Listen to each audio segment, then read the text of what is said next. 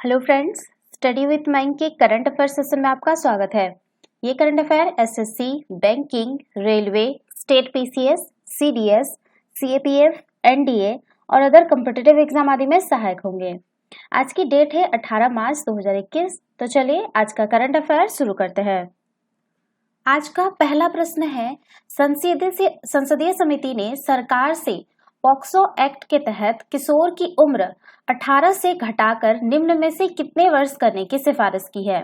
Option A 17 वर्ष, option B 16 वर्ष, option C 15 वर्ष, ऑप्शन डी 14 वर्ष। देखिए, संसदीय समिति ने सरकार से पॉक्सो एक्ट के तहत किशोर की उम्र जो है वो 18 से घटाकर वो 16 साल करने की सिफारिश की है। कांग्रेस सांसद आनंद शर्मा की अध्यक्षता वाली गृह मामलों की स्थायी समिति ने अपनी रिपोर्ट को राज्यसभा में सौंपी। इसमें कहा गया है कि पॉक्सो एक्ट के तहत बड़ी संख्या में ऐसे मामले थे जहां अपराधियों की उम्र कम थी। लिहाजा यह बेहद आवश्यक है कि इन प्रावधानों पर फिर से विचार किया जाए, क्योंकि ऐसे अपराधों से ज्यादा नाबालिग बच्चे पकड़े जा रहे हैं। तो इसका जो सही आंसर होगा ऑप्शन बी 16 वर्ष। चलिए नेक्स्ट क्वेश्चन पे चलते हैं। निम्न में से किसने पटियाला में चल रहे 24वें Federation Cup senior athletics championship में महिलाओं की 100 मीटर की दौड़ में स्वर्ण पदक जीत लिया है? Option A Dutee Chand, option B Hima Das, option C Dhanalakshmi, option D PT Usha. देखिए, पटियाला में चल रहे 24वें Federation Cup senior athletics championship में महिलाओं की 100 मीटर की दौड़ में धनलक्ष्मी ने गोल्ड मेडल जीत लिया है। धनलक्ष्मी ने फाइनल दौड़ में 11:39 समय को पूरा किया और अपने पहले स्थान पर आ गई। दूती चंद जो है वो 11:58 सेकंड में समय के साथ दूसरे स्थान पर रही, जबकि युवा धाविका हिमा दास गलत शुरुआत की वजह से दौड़ से बाहर हो गई। तो इसका सही आंसर होगा ऑप्शन सी धनलक्ष्मी। चलिए नेक्स्ट क्वेश्चन पे चलते हैं। विश्व वायु गुणवत्ता 2020 की रिपोर्ट के अनुसार विश्व के सबसे प्रदूषित राजधानी निम्न में से कौन बन गई है? Option A Delhi, option B Beijing, option C Kathmandu, option D Moscow. देखिए, विश्व गुणवत्ता रिपोर्ट 2020 के मुताबिक विश्व के सबसे प्रदूषित राजधानी दिल्ली बन गई है। दुनिया के 30 सर्वाधिक प्रदूषित शहरों में से 22 भारत के हैं। हालांकि रिपोर्ट बताती है कि 2019 से 2020 तक दिल्ली की हवा की गुणवत्ता में लगभग 15% का सुधार आया है। इसमें कहा गया है कि सुधार के बावजूद दिल्ली दुनिया के 10वें सबसे प्रदूषित शहर और शीर्ष प्रदूषित राजधानी के रूप में स्थान पर है। भारत के वायु प्रदूषण के प्रमुख स्रोतों में परिवहन, खाना पकाने के लिए बायोमास जलाना, बिजली उत्पादन, उद्योग, निर्माण, अपशिष्ट जलाना और एपिसेप्टिक कृषि जलाना शामिल है। तो इसका सही आंसर होगा ऑप्शन ए दिल्ली। चलिए नेक्स्ट क्वेश्चन पे चलते हैं। हाल ही में वनवासी समागम का आयोजन किस राज्य में किया गया? Option A Bihar, option B Punjab, option C Uttar Pradesh, option D Jharkhand. देखिए, उत्तर प्रदेश के सोनभद्र जिले में वनवासी समागम का आयोजन किया गया। राष्ट्रपति रामनाथ कोविंद ने मुख्य अतिथि के रूप में इस समागम में भाग लिया। राष्ट्रपति ने सेवा कुंज आश्रम के नवनिर्मित भवन का भी उद्घाटन किया। सोनभद्र उत्तर प्रदेश भारत का दूसरा सबसे बड़ा जिला है। तो इसका सही आंसर होगा ऑप्शन सी उत्तर प्रदेश। चलिए नेक्स्ट क्वेश्चन पे चलते हैं। हाल ही में गृह मंत्रालय ने नागालैंड, मणिपुर, मिजोरम और किस राज्य को म्यांमार से भारत में अवैध अंतर्वाह की जांच करने के निर्देश दिए हैं? Option A Bihar, option B Jharkhand, option C Uttar Pradesh, option D Arunachal Pradesh. देखिए, हाल ही में गृह मंत्रालय ने नागालैंड, मणिपुर, मिजोरम और अरुणाचल प्रदेश को म्यांमार से भारत में अवैध अंतर्वाह की जांच करने के निर्देश दिए हैं। इस संबंध में जो है सीमा सुरक्षा बल यानी असम राइफल्स को भी निर्देश दिए गए हैं। म्यांमार से पलायन कर आने वाले बहुत सारे रोहिंग्या पहले से ही भारत में रह रहे हैं। भारत देश में प्रवेश करने वाले सभी शरणार्थी को अवैध प्रवासी मानता है।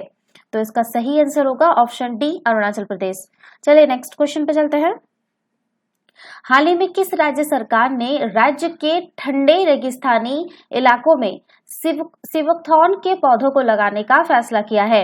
Option A Himachal Pradesh, option B Madhya Pradesh, option C Gujarat, option D Rajasthan. देखिए, हाल ही में जो है हिमाचल प्रदेश राज्य में ठंडे रेगिस्तानी इलाकों में सिवकथॉर्न के पौधों को लगाने का फैसला किया है। यह एक झाड़ी होती है जो नारंगी पीले रंग की खाने योग्य बेरों का उत्पादन करती है। भारत में यह पौधा हिमालय क्षेत्र में ट्री लाइन से ऊपर पाया जाता है। सिविकथॉर्न का जो पौधा होता है वो मिट्टी को बांधे रखने में मदद करता है, जो मिट्टी के क्षरण को रोकता है। तो इसका सही आंसर होगा ऑप्शन ए, हिमाचल प्रदेश। चलिए नेक्स्ट क्वेश्चन पे चलते हैं। रूस और निम्न में से किस देश ने चंद्र अनुसंधान स्टेशन के लिए समझौता ज्ञापन पर हस्ताक्षर किए? Option A Australia, option B Bharat, option C China, option D Japan. देखिए, रूस और चीन ने चंद्र अनुसंधान स्टेशन के लिए समझौता ज्ञापन पर हस्ताक्षर किए हैं। अंतर्राष्ट्रीय चंद्र विज्ञान स्टेशन अनुसंधान और प्रयोगात्मक सुविधाओं का एक परिसर होगा जो चंद्रमा की सतह पर या फिर इसकी रक्षा में बनाया जाएगा। इस परिसर का बहुउद्देश्य और बहुविषयक अनुसंधान कार्य करने के लिए निर्मित किया जाएगा। चीन और रूस इस परियोजना पर अंतर्राष्ट्रीय सहयोग को भी बढ़ावा देंगे। तो इसका सही आंसर होगा option C, China.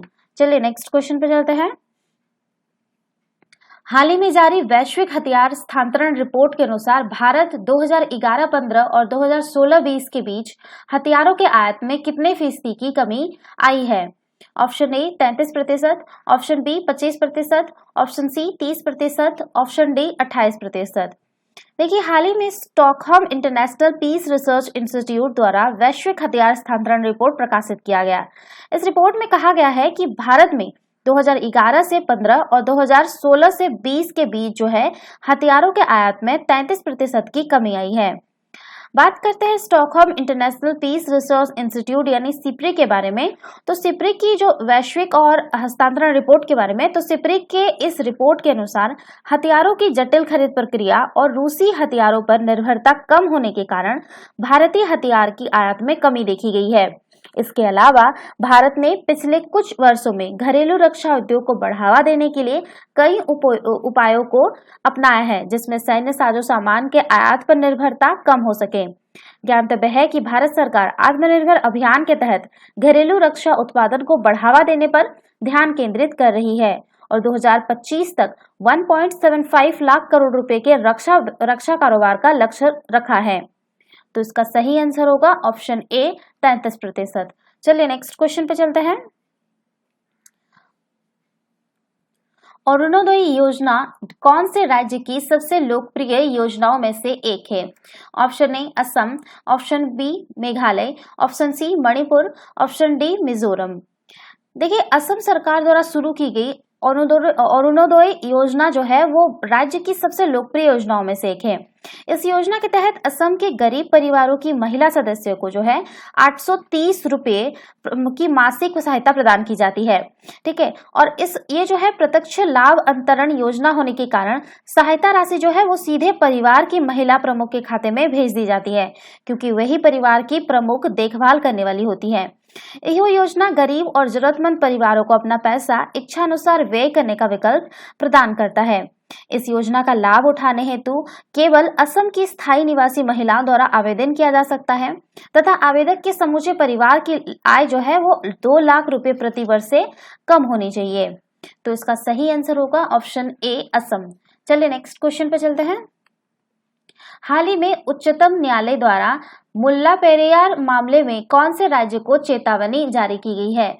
Option A Andhra Pradesh, option B Telangana, option C Karnataka, option D Tamil Nadu. देखिए, हाल ही में जो है उच्चतम न्यायालय द्वारा मुल्ला पेरियार मामले में तमिलनाडु को चेतावनी जारी की गई है। अदालत ने कहा है कि उच्चतम न्यायालय द्वारा नियुक्त पर्यवेक्षी समिति को मुल्ला पेरियार बांध के लिए रूल कर्व संबंधी जानकारी देने में विफल रहने पर तमिलनाडु के मुख्य सचिव व्यक्तिगत रूप से जिम्मेदार होंगे और इसके लिए उनके खिलाफ उचित कार्रवाई की जाएगी। पर्यवेक्षी समिति द्वारा 3 प्रमुख सुरक्षा मुद्दों जैसे कि बांध के उपकरणों की निगरानी तथा प्रदर्शन, रूल कर्व निर्धारित करना तथा बांध के दरवाजों के परिचालन कार्यक्रम को तय करने का समाधान करने हेतु निर्देश जारी किए जाए अथवा उचित कदम उठाए जाए और 4 सप्ताह की अवधि के अनुपालन रिपोर्ट प्रस्तुत की जाए। केरल सरकार द्वारा तमिलनाडु पर जो है आपका वर्ष 1939 के पुराने बांध दरवाजा परिचालन